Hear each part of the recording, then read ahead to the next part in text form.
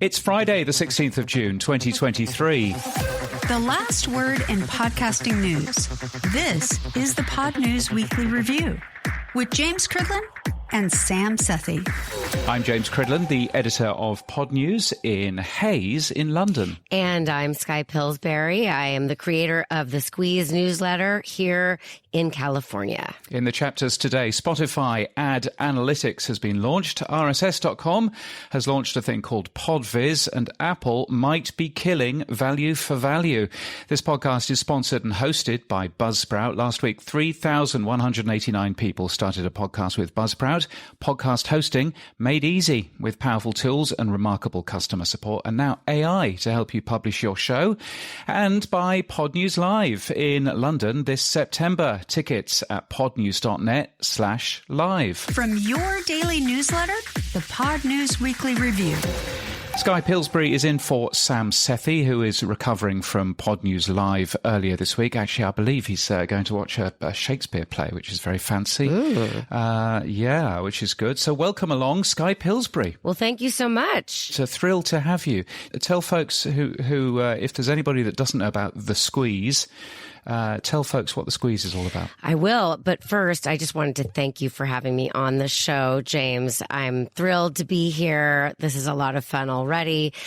And about The Squeeze, it's a newsletter I started just about a year ago, actually. I realized that the other day. And what I do is take a look at the audio industry for people who work within it. So hopefully a lot of the people listening to this might find that interesting. My latest story is part of a series that I'm running on WNYC, which produces a lot of podcasts that people listening to this may have heard of. The New Yorker Radio Hour, Death, Sex, and Money, a lot of beloved shows. And I'm taking a deep dive and looking at what has been the evolution of WNYC and where do things stand now. They've had a lot of turnover. There are actually a lot of people managing that station who have no radio experience, if you can believe that. So I'm taking a look at sort of what the impact of all of that has been. Yeah, and it's a great read as well, and very much enjoying it. There's a TV show in Australia, which is called Media Watch, which is essentially a guy basically looking into the media and looking into when they screw things up and everything else. And the catchphrase for that is, everybody likes it until they're in it. And I wonder whether that might be the catchphrase for The Squeeze. Who knows? Yeah, I can relate to that. Yeah, it can be a tough go in this industry sometimes. Yeah. Well, exactly. And this industry needs some really good reporting such as that. So that's super good. Tell me, where do I subscribe to The Squeeze? You can find it on the Substack website. So www.substack.com/this is The Squeeze. And you can subscribe right there and check out my archives. My main newsletter is totally free. So you can come and read the bulk of my reporting. And then there's some fun extras if you decide you want to become a paid subscriber. So you can check all of that out on the website. Excellent. Well, shall we kick off for this week? Let's do it. Spotify has just announced Spotify Ad Analytics. It's a free measurement, attribution, and brand lift tool. It uses first-party data and the Spotify Pixel. It allows advertisers to understand if consumers heard an ad and then took an action. That seems like maybe the most important thing to know, and works for music and podcast advertising on and off the Spotify platform. There are more details on the product's website. James, help us understand why this is important. Well, this is basically PodSites as was. So they bought PodSites a year or so ago. And this is PodSites on steroids, basically. They seem to have added a bunch of different features. And what's really interesting to me is that it's not just available to podcast advertisers on the Spotify platform. It's also available to people that aren't advertising with Spotify at all and not using Spotify at all. And it's completely free, which is interesting. I guess that Spotify get to keep the data, so that they can see how all of that works. But yeah, I thought it was a really interesting move from them. clearly what that means for other podcast attribution tools, who knows? Yeah. Who knows? I mean, obviously, from the advertiser perspective, it's really helpful to have that information. Of course, my brain also goes to it's a little bit creepy, but well, yeah. I guess that's where we are with online advertising these days, right? It's not like that isn't happening already on a lot of consumer commerce websites and things like that. Yeah, I think my understanding of it is if you listen to a podcast, it works out, what your IP address is and what sort of device you're using, and then there's a thing called the Spotify Pixel, which is put onto your website if you're an advertiser, and then that pixel spots you if you come and have a look at that website. So it knows that you've listened to the ad. It then knows if you've come to the website or maybe bought a product or whatever it ends up being. I'm always sort of slightly nervous about that sort of thing from a data protection point of view. It's one of the reasons why I don't have any third-party embedded stuff on the Pod News website, because nobody wants that.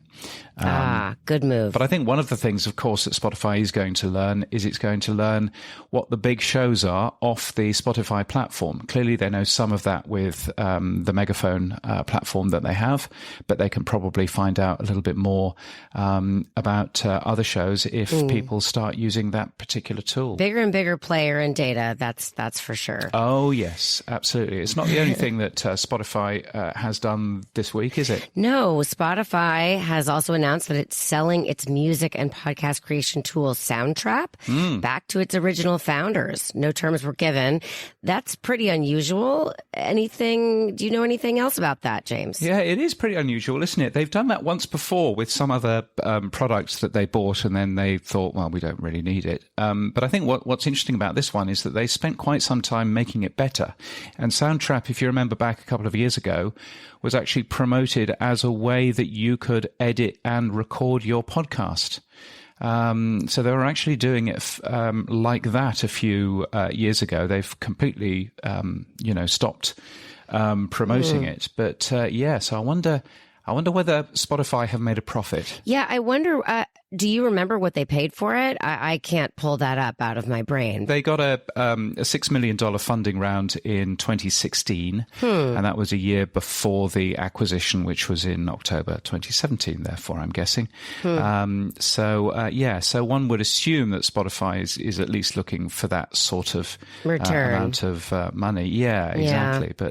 Yeah. But really interesting to end up seeing. But it's a fancy multi-track recorder that does music, obviously, and podcasts as well.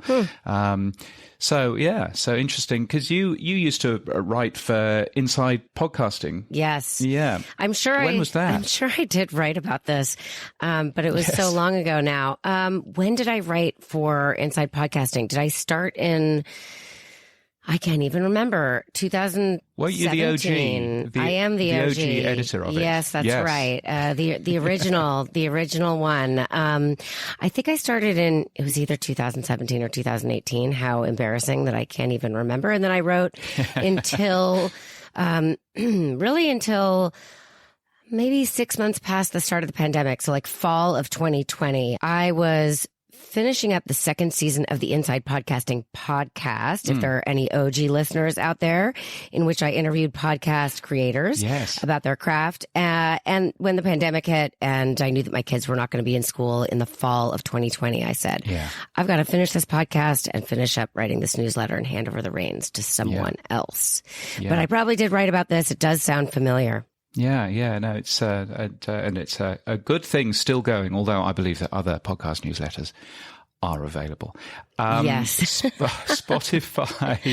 Spotify also, they're doing quite a lot of interesting things. They're doing a masterclass, aren't they? Yes. They're doing a masterclass on, quote, unlocking your podcast potential. One of the speakers is Maya, and I'm probably going to mess this up, Maya Prohovnik. She is the VP of Podcast Product at Spotify, as well as Jordan Newman, Spotify's head of podcast partner management, and Gail Aitor from Teenager Therapy. They're going to be running the masterclass, and that sounds pretty interesting. I wonder what they're going to be saying are the major drivers of unlocking your podcast potential. Any ideas, James? Indeed, I've got absolutely no idea. And they ran it on Wednesday, and I believe it's up on the website as of now. So we can all find out ourselves. I think it's interesting that Maya Prahovnik all of a sudden is getting a bit more public. So I was sent something the other day from someone at Spotify saying, did you know that Maya Prahovnik has a podcast that she is doing herself with her, I think, husband, partner. Oh, no kidding. Yeah. What's the topic? The topic is, I think it's something to do with becoming a parent for the first time.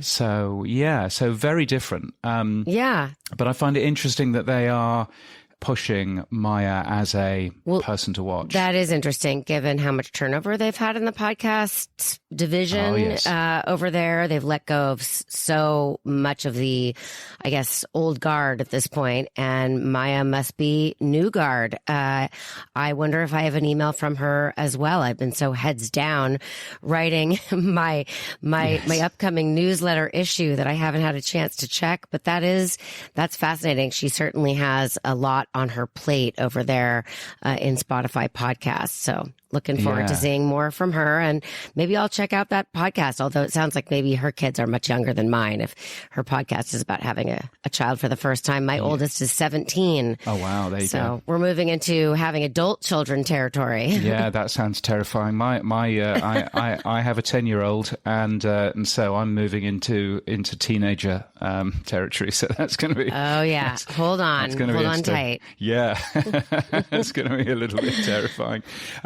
One more little bit of news about Spotify in Asia. Yes. So Spotify apparently isn't monetizing its podcast inventory in Asia at the moment. This is a claim from Audacia CEO Kim Treasure. She wrote an article for Campaign, which contains many positive stats and quotes from the industry in Asia, but this one sounds a little less positive, perhaps. It's interesting to see. I've got a case study which you'll have seen in Thursday's newsletter from Acast, talking about a big thing that they were doing in the Philippines. So clearly Acast is making money in APAC, but the suggestion here is that Spotify isn't yet doing that, which I find interesting. Normally Spotify are very keen to very quickly jump on anything that I say which isn't true. Yes, and they haven't done that. So, Oh, interesting. Yes, that actually rings a bell for me. I feel like I saw something recently where you had said something, and then Spotify came in and wanted you to get it right. Oh, yes. What was that? What am I? I'm spacing, but I can't remember what it was. Point out my mistakes, why don't you? I don't know. I can't remember. Let's just cut that all out. Cut that piece out with it. But just off the record, not even part of this. No, it was entertaining to me because it was it was clearly Spotify worried about something. Yeah. It wasn't that you had reported anything that wasn't correct. Yeah. It was more like the positioning of it they weren't happy about or something. Yeah, exactly. Shoot, I can't remember. Maybe it was a while back, but and they've got an awful lot of press folk, as you well know. So it's always interesting knowing exactly who. Yeah. When I always find it interesting asking somebody for a quote at Spotify, because it's always a different person every time. It's always quite fun. Well, and I have to say, for me, they're not very responsive. I mean, I can't blame them given the kinds of stories that I tend to write, but I find it's really hard. I mean, I've had better luck, obviously, reaching people at Gimlet. I have relationships there, but, Gimlet, which doesn't really technically exist anymore, I guess, but I have had a really tough time with Spotify. So the fact that you're actually getting a response, James, I think says a lot. Oh, well, yeah. Well, maybe. Yeah, it's interesting about Gimlet and Parcast. The businesses are merging, aren't they, into Spotify Studios? Being absorbed. It said something like that in the the memo. Do we know whether or not the brand is actually going away? Will you no longer see Gimlet or Podcast on the shows? My suspicion is we'll probably still see that. Yeah, I don't know. According to like the Gimlet Union, you probably saw they put out a tweet saying, as of today, Gimlet is no more. I can't remember if they said the same thing about Parcast. Yeah. So that made me sort of immediately think like that the brand was going to be absorbed as well. I think it's probably if they're not going to keep those organizations separate and they're going to be creating, they're going to be merging sort of like their own content, Spotify studio content with Parcast and Gimlet. I mean, even if they keep the brands for a little while, does it really make sense to do that in the long term? It might just confuse, new listeners. So I wouldn't be surprised if in the longer term, those just become Spotify podcasts. I don't really see what the benefit is at this point, given the fact that if anyone Googles Gimlet or Parcast, they're going to see all this baggage, acquired and layoffs and this and that. Like, why do that? Why not just absorb them into Spotify? It makes me, I'm heartbroken over it, of course. Yeah. But they're with 200 people being laid off, who's left? Well, yeah, exactly. Because, if you count up the amount of people that worked at Spotify and at Gimlet, you got to about 200 people. So exactly. I always found that, a little bit strange. Anyway, remains to be seen. Indeed, it remains to be seen. Let's move on from Spotify because we have other stories, do we not? Yes, we do. Before we actually started recording, you were telling me a little bit about how you had a networking event earlier this week in Media City, UK, in Salford earlier this week. Wait, let me do that again. And it's Salford, not Salford. Okay, say it again. Salford. Am I saying Salford? Yeah. Do I say the R? Yeah, Salford. As an American, it would be really weird. Salford. Yes. I'll say it with a British accent. That's right. Why not? It was held at Media City, UK in Salford, or said in a British accent, which you did a moment ago. Salford, earlier this week. I do a terrible British accent. That's a terrible British accent. Sounds like the Queen. Hey, I'll take that as a compliment. Yeah. Your next event is in London on September 27th. But first, tell us how your event was that you just had. And let's start with that. How was the event that you had earlier this week? It was really good, actually. It was really good. It's been absolutely blisteringly hot in the UK this week. I think it went up to, now here you go. See, I'm going to say it went up to 29, and that sounds very cold, obviously. What's that in American? 84. Okay. Incredibly hot, which has been very nice, actually. And we had a good amount of people who came, and there was a lot of show and tell. That's the theory behind these events. And then either Sam or I jump on stage and interview the folks afterwards. I was trying to understand how much one of the people pays its producers, and didn't get much of an answer. That was quite funny. But it was a really good event. So thoroughly enjoyed that. The next one that we're doing is in London, as you say, on September the 27th. It's the day before the British Podcast Awards. Oh, perfect. So if you're making your way to London, then just make your way to London a day earlier and come to the networking event that we're running there. An easy add-on. We got some super good speakers as well. Can you tell us any of them? Well, I can tell you. I think I can tell you that we've got the big boss of Acast, Ross Adams. And, so super looking forward to that. And we're hoping for another very big name, but I don't want to jinx it by mentioning who it is. So That sounds very intriguing. I wish I was going to be in London on September 27th. Yes. So where can people get tickets for the event, James? I'm glad you asked. They can get tickets at podnews.net/live. It's going to be held in Old Television Centre, so in White City, where all of the TV used to be made, and where I once used to walk around the corridors at work. Wow. So really looking forward to... Do you work in television, James? I used to work for the BBC. That I did know, for 2 actually. years. For 2 years, but I'm cured now. Recovered. So, super looking forward to that. It's now a Soho house, and so we're holding it there. So come along, get your tickets, podnews.net/live, and we'll see you there on September the 27th. Let's just take a quick break. Win Harden here from the Manufacturing Matters podcast, where we focus on the technologies and trends that are remaking the modern world. Today, robotics, computer vision, motion control, and artificial intelligence are just some of the technologies helping manufacturing companies to not just survive, but thrive. Manufacturing Matters will talk with insiders to separate fact from fiction, hype from reality, and focus on what's really important, making the world a better place for everyone. Learn more about Manufacturing Matters through the link below or by checking us out on your favorite social or podcast platform. Because together, we can build something better, and that's why manufacturing matters. So for some more news, podcast hosting company RSS.com has launched PodViz. It's an in-house visualization tool to produce videos from audio podcasts for services like YouTube. The service supports chapter art and YouTube metadata.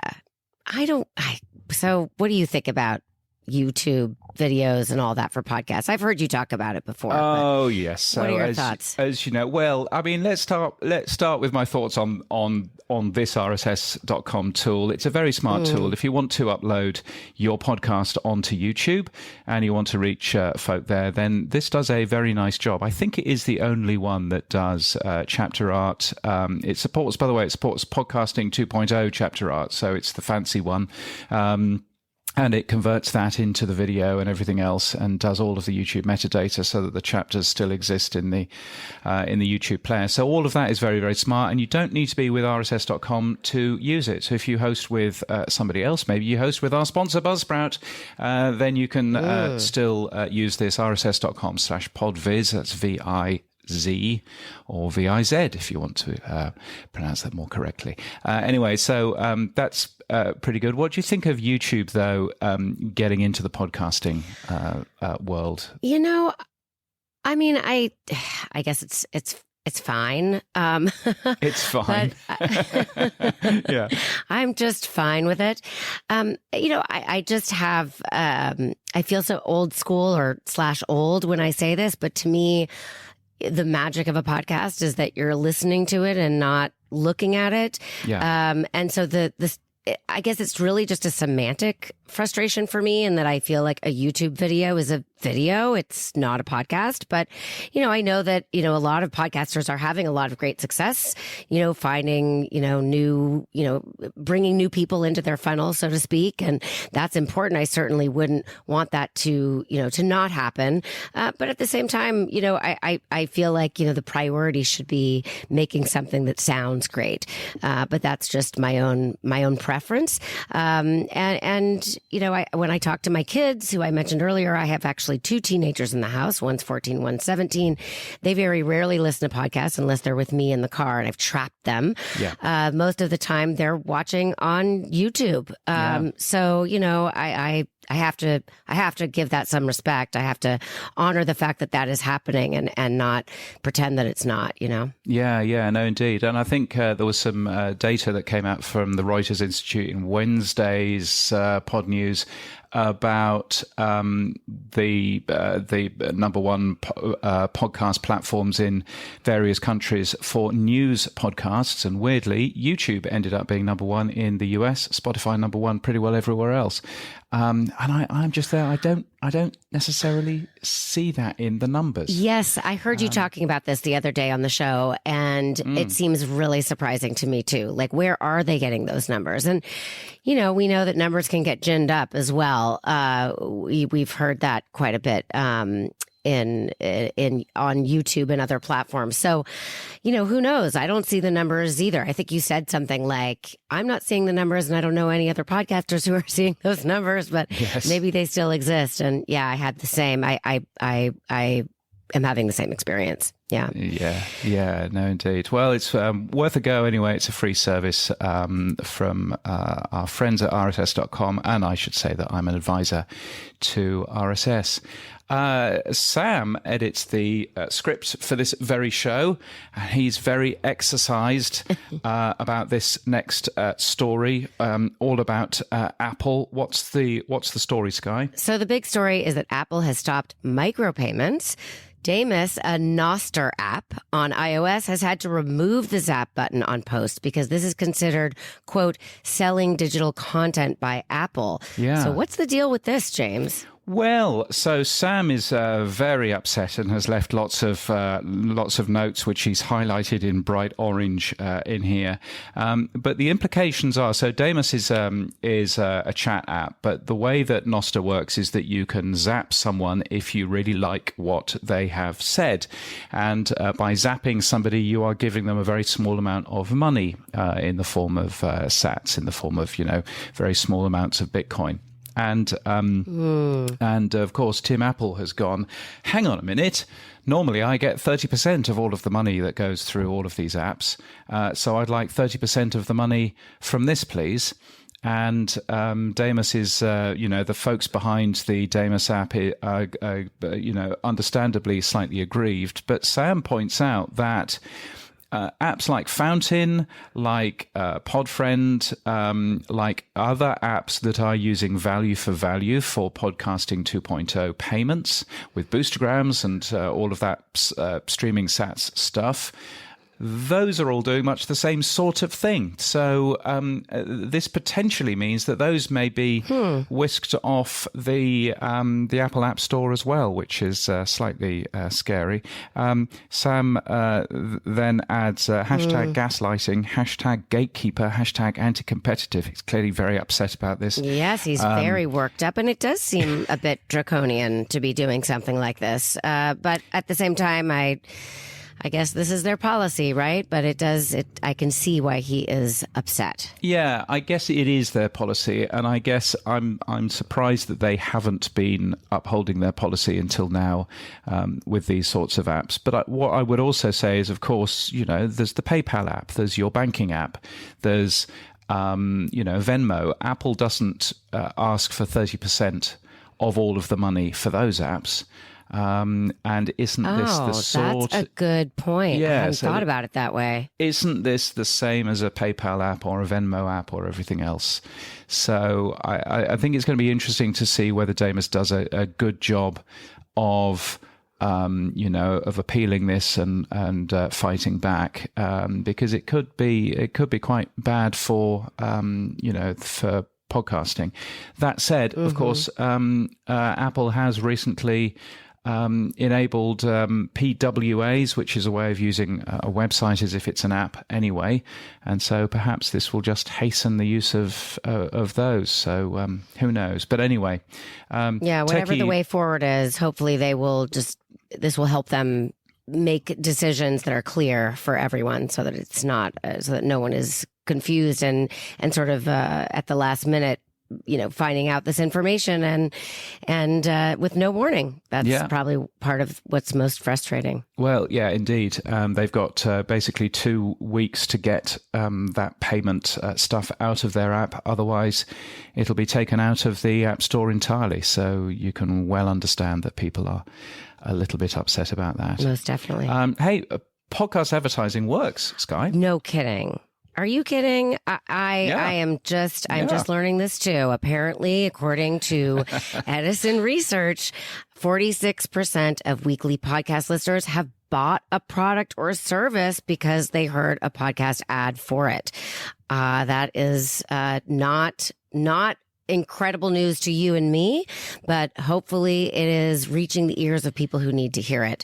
That data is actually up quite a bit from 34% in Q1 of 2020. Yeah, and correct? When I was writing this up, I was there thinking, well, that means that podcast ads are more effective, right? And then I thought, no, it just means that people have listened to podcasts for longer, and so therefore they're more likely to have bought something, I guess. Oh, yes. Because it's these have ever bought a product or service, and I have a bit of a thing about research that asks, have you ever done something, because I'm there going, yeah, I mean, I've once stood on a Lego brick in bare feet. That doesn't necessarily mean that I'm going to do that again. You know what I mean?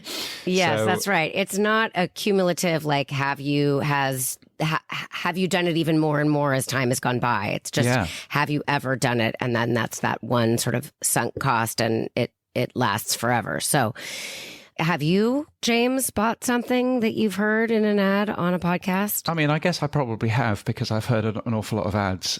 Yes. Have I bought them? Have I bought something specifically because I heard? Oh, I don't know. I think maybe. I think maybe I was listening to ATP once, and they were talking so excitedly about Hover for website domain names that I went to Hover. So maybe I have. Yeah. Well, there you go. You can chalk me down in terms of that. And Triton is going to make it easier for people to buy all kinds of advertising in the future. Yes, it's letting advertisers book ads on broadcast radio and streaming alongside podcasts.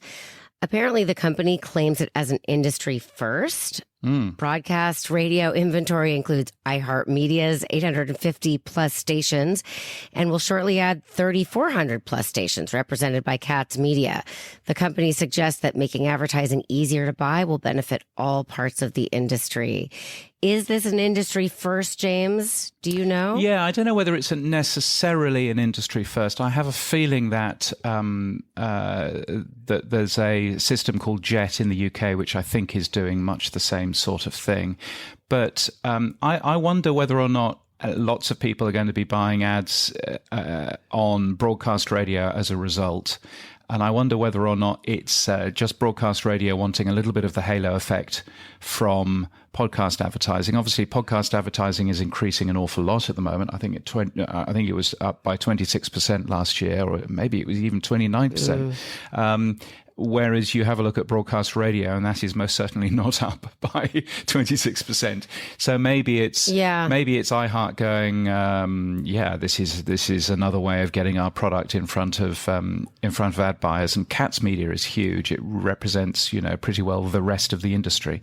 So maybe it's a dying medium going. We need to be able for people to buy our stuff in other places. I don't know. But interesting to see. I think it's definitely a smart move. And actually, to be honest with you, I'm surprised that, this makes it sound like that wasn't possible before. Like, it just seems so, like, in some ways it seems like, yeah, of course you should be able to buy both, check both of those boxes when you're making an ad buy. But in any event, it sounds like the right thing to do. I agree. I think it probably is going to give terrestrial radio a bit of a, some kind of a bounce or halo effect, whatever you want to call it. Yeah. So I think that's a good thing. So some news around the world, James. In Saudi Arabia, Spotify, more news from Spotify, is running a gaming podcast, PodCamp, in Saudi Arabia. The company is working with Kerning Cultures and Gamers 8. I haven't heard of any of those companies. Saudi Arabia is a fascinating market, as a lot of the Arab markets are in terms of podcasting. Real growth going on, and I find it interesting that Spotify is very much getting behind specific content in this way in the country. So Kerning Cultures is a podcast production company that's in quite a few of the Arab-speaking nations. So, I find that interesting that Spotify is doing that, work with creators. I was at a big event in Germany that Spotify was running as well. So, you can very clearly see that they are doing a little bit of this stuff. So that was interesting spotting. And in Australia, the Infinite Dial 2023 Australia, it's the gold standard of data, including podcast consumption data. That's going to come out on June the 27th. That is, you'll be able to watch that on a webinar probably on June the 26th in the US, June the 27th in Australia. Hello, time zones. And it will give us a new number for how many people listen to podcasts in Australia. It'd be nice if Australia beat the US, but not sure whether that's going to happen. Time will tell. The tech stuff on the Pod News Weekly Review. Yes, it's the stuff you'll find every Monday in the Pod News newsletter. Here's where we do all of the tech talk. Good luck, Skye. Let's start with news about 3D sound. Yes, Noiser is to launch 3D sound across the company's podcast network. The company uses 3D sound to describe binaural sound, a recording technique that works on any player or headphones. Oh, I like binaural sound. It makes things sound so 3D. Yeah. And it works. Binaural sound is nice because it works on pretty well anything, and it works through Apple Podcasts and, Google Podcasts and Spotify and everything else. There is a Dolby Atmos, which is much more complicated, which basically doesn't, and that's the surround sound stuff. Do you think that people care that much about, audio quality and audio sound?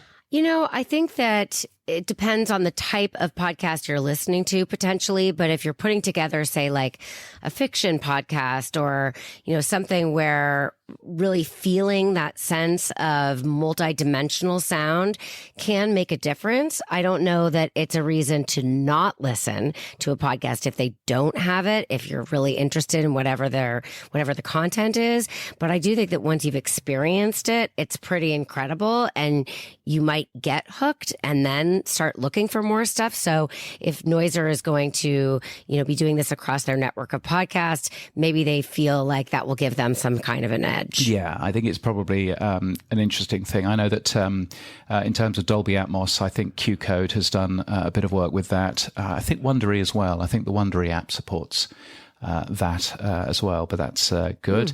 It's time for a drink because we're going to be mentioning AI. Do you do a drink? Is there a drinking game? 7:30 a.m. in the morning for me here, but I'll take a drink. Yeah. Snippet has launched a ChatGPT powered feature that automatically summarizes the key points from podcasts you listen to. You can join the waitlist on the Snippet website, and that, by the way, is spelled SNIPD. So how do you feel about this ChatGPT powered feature, James? Yeah, I'm always sort of slightly nervous about stuff that takes things that creators have done and messes about with it, as this feature, clearly does. And what happens if ChatGPT gets the wrong end of the stick? I never quite know who's responsible then. So I'm never quite sure about it. But it's the only use currently that I'm giving AI when I'm writing the daily newsletter is that occasionally I will copy and paste a long press release. This will, as a former person who worked in PR, Skye, you will hate this, but I will copy and paste a press release into Google Bard and say, please tell me what this press release is about in just 2 sentences. I think that's brilliant, James. Yeah. I don't hate it at all. In fact, when I was a publicist, my very first job, I just have to mention this, my very first job was at a PR firm, and they're like quote unquote secret sauce they felt was that at the top of their press releases, they would have sort of a literal like box, like a square box on the first page. And within that square box, they had 2 sentences that summarized the entire press release. And I really think it did help for them, like get the point across. It was like an easy way for journalists to just like get the information and move on. And so the fact that you're now using ChatGPT to do it, I actually think is a brilliant thing. I mean, that's the perfect use for something like that. Absolutely. I mean, unless it gets it wrong. So you sort of have to understand, you have to make sure that they're actually getting it right. But, which is always the thing that for me and AI and ChatGPT, all this stuff seems a little wobbly. Like, are they going to get it right? But as long as, and James, you're very intelligent. I'm sure you understand the meaning of press releases with a quick skim. So as long as you know that, then I think you're safe. And I support it. Well, it depends. It depends. Some of the press releases I get, I simply don't understand them.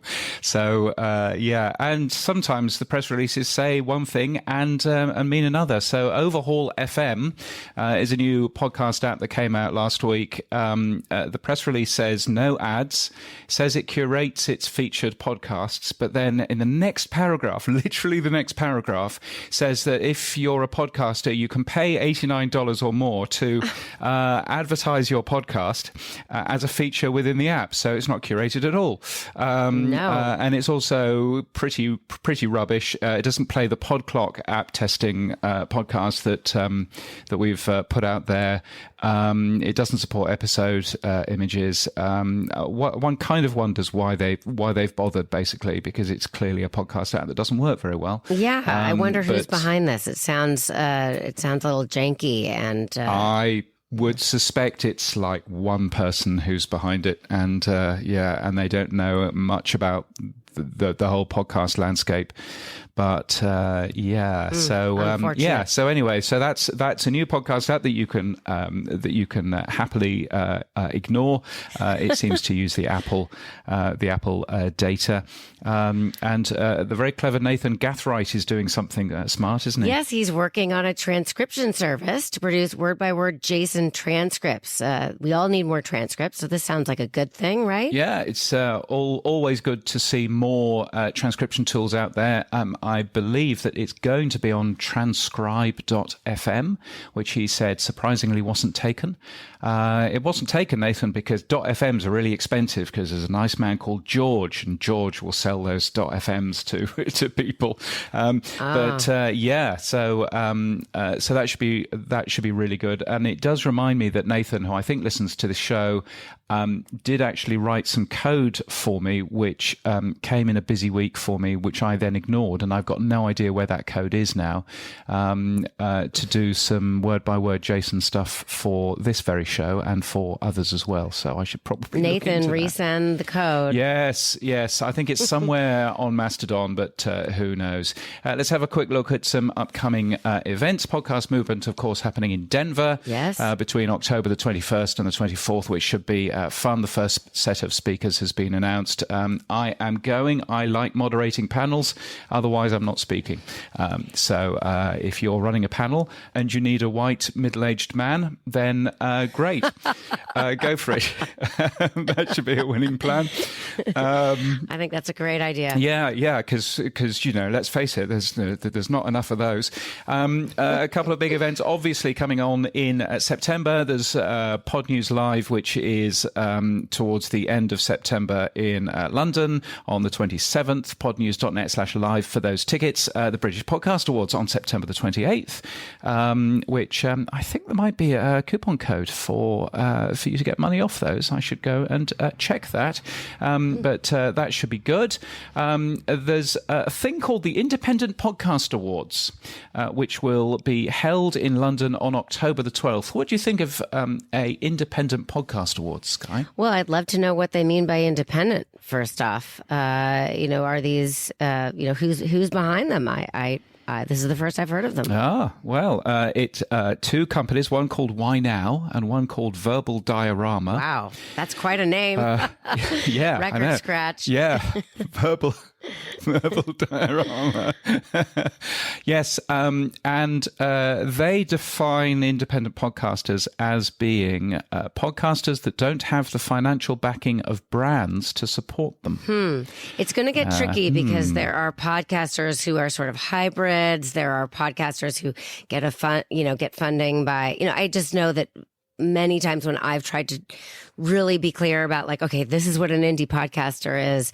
I wonder how strict they're going to be because there's a lot of gray areas in terms of how podcasters fund their creations. Yeah, exactly. I mean, there was one indie, I think it might have been the Ambies, where one of the nominations for the Indie Podcast Award was a show from iHeart, which I'm not sure necessarily fits the bill. I remember that. Yeah, yes. I'm not sure that fits the bill particularly much. I guess from my point of view, I really don't like the idea of Indie Podcast Awards, because what you're basically saying there is that indie podcasts aren't good enough to win the big awards. So you have to have special awards for them. And I'm kind of there thinking, no, that's entirely wrong. Indie podcasts are great and fantastic and can very easily win awards. That's a good point. I'm kind of, supportive to them, but I'm also thinking, so M. McGowan, who is the creator and host of Verbal Diorama, said that independent podcasts are the cornerstone of podcasting. These are people with regular jobs, families, and other commitments who still endeavor to put out quality podcast content regularly, often from spare bedrooms, garages, or the dining room table. Which completely agree. It's at the Phoenix Arts Club in London on the 12th of October. I remember the Phoenix Arts Club because that was one place in London that was still open after the pubs closed. And so therefore that was somewhere that I got to know relatively well when I used to work in the centre of London. And I was a member. So this will be just your old stomping grounds if you stop by, for sure. Yeah. That'll be so maybe I should, although frankly that would mean getting on a plane and we don't want that. And October the 21st, the Afros and Audio Podcast Festival, which is happening in Baltimore as well. And then finally, for this, the International Women's Podcast Awards, hosted in London again, I think. Good Lord. On Monday, the 6th of November. And there are more events, both paid for and free at Pod News, virtual events or events in a place with people. If you're organising something, you can tell the world about it, and it's free. podnews.net/events. Boostagram Corner on the Pod News Weekly Review.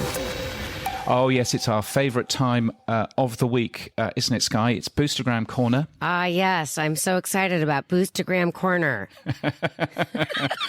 Yes. I'm guessing that Inside Podcasting, when you were doing that podcast, didn't have boostergrams on it because boostergrams hadn't been invented yet.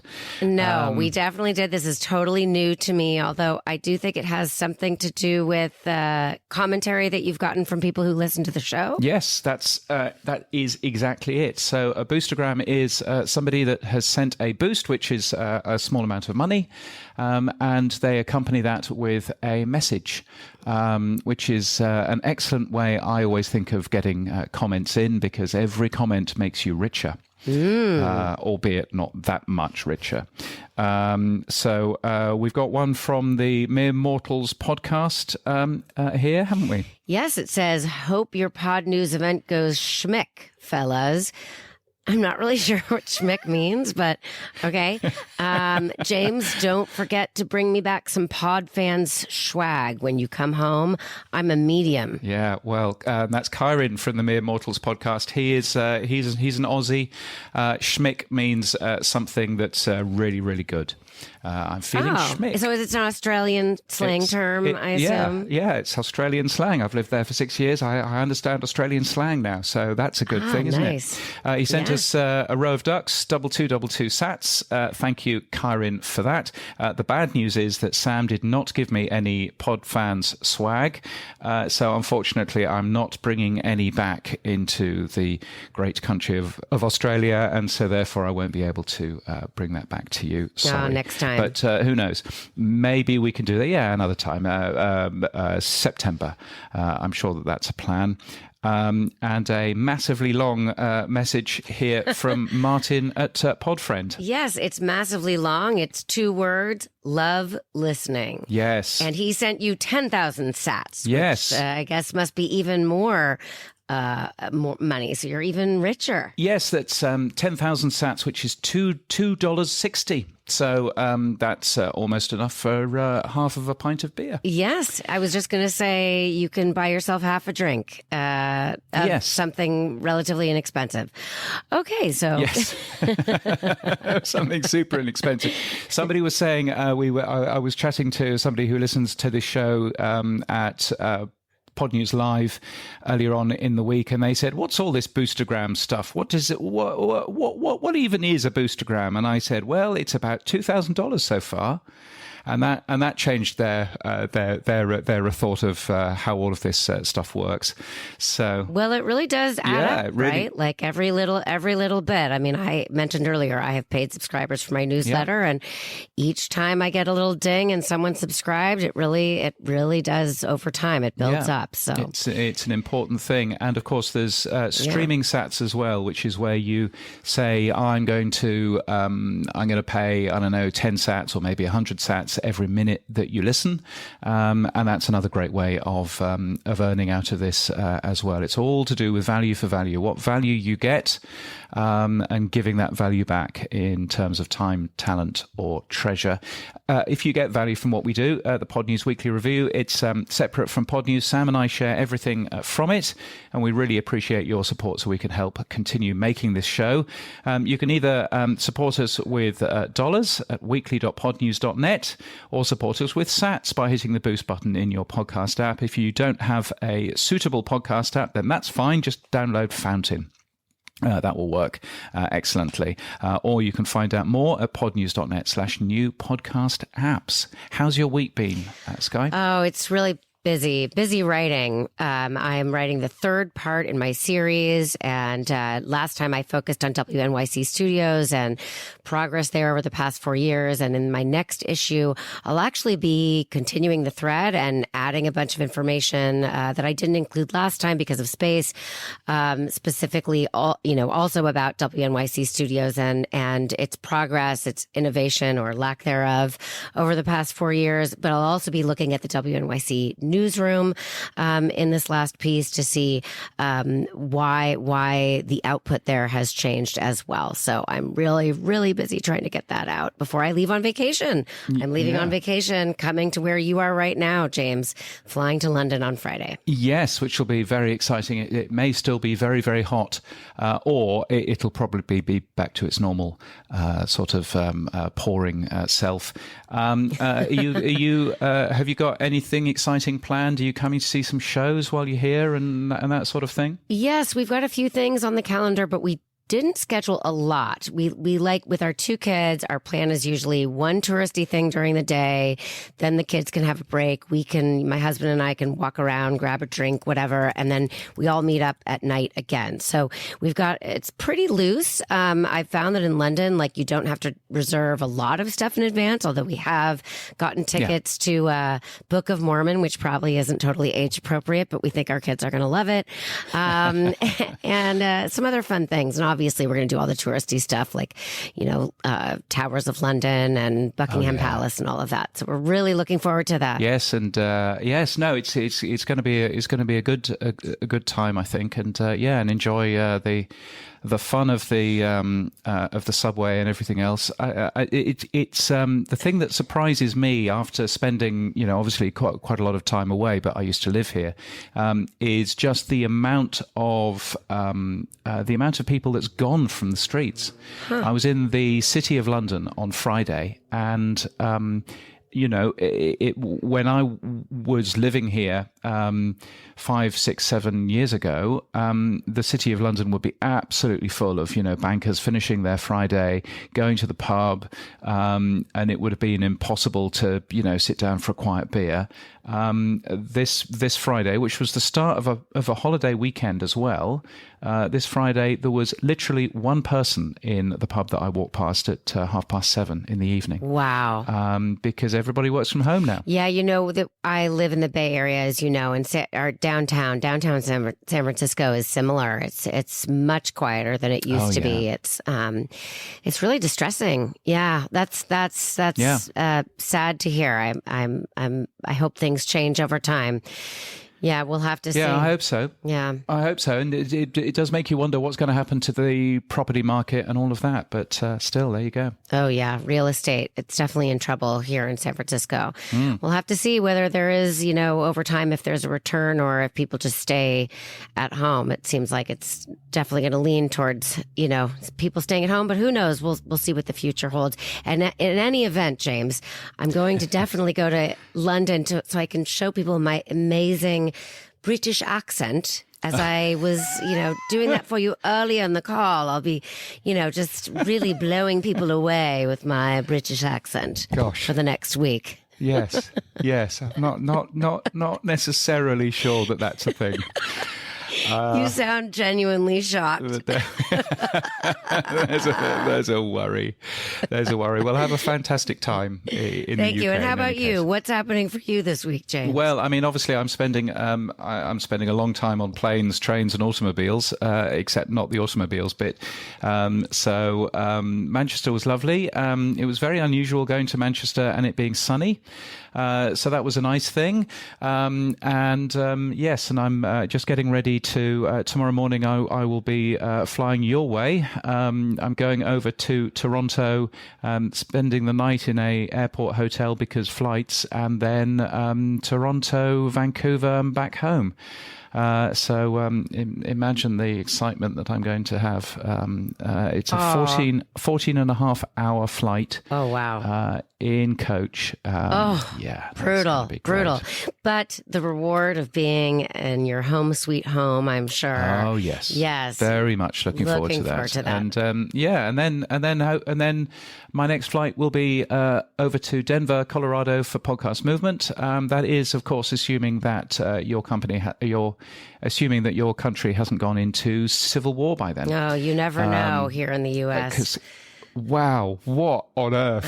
Anyway, let's not get into politics. A different conversation for a different time. It most certainly is. And that's it for this week. Yes, you can ask Sam and James questions using the email weekly@podnews.net or send them a boostergram for feedback, which, as you've been able to tell, you might even hear your own feedback on this very show. Oh, yes. If your podcast app doesn't support Boost, then grab a new app from podnews.net/new podcast apps. Our music is from Studio Dragonfly. Our voiceover is Sheila D, and we're hosted and sponsored by Buzzsprout. Podcast hosting made easy. Thank you so much, Skye. This was a thrill. I really enjoyed it.